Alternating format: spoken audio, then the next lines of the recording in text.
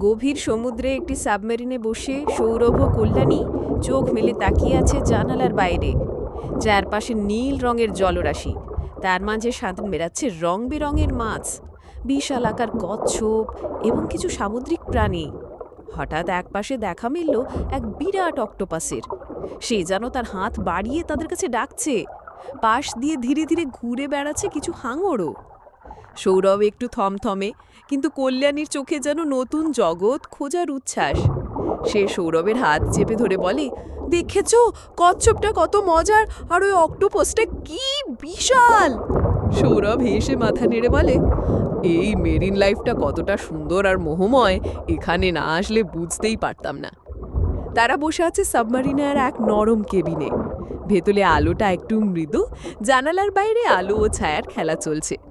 কল্যাণী প্রথমবারের মতো এত গভীর সমুদ্রে এসেছে। আর সৌরভীর ছোটবেলার স্বপ্ন ছিল একদিন সে সাবমারিনে করে সাগরে নিয়ে ঘুরে দেখবে। আজ দুজনেরই সেই স্বপ্ন পূরণ হয়েছে। তাদের সঙ্গে আজ আরও কিছু পর্যটক আছে, কিন্তু সৌরভ আর কল্যাণী যেন নিজেদের জগতে হারিয়ে গেছে।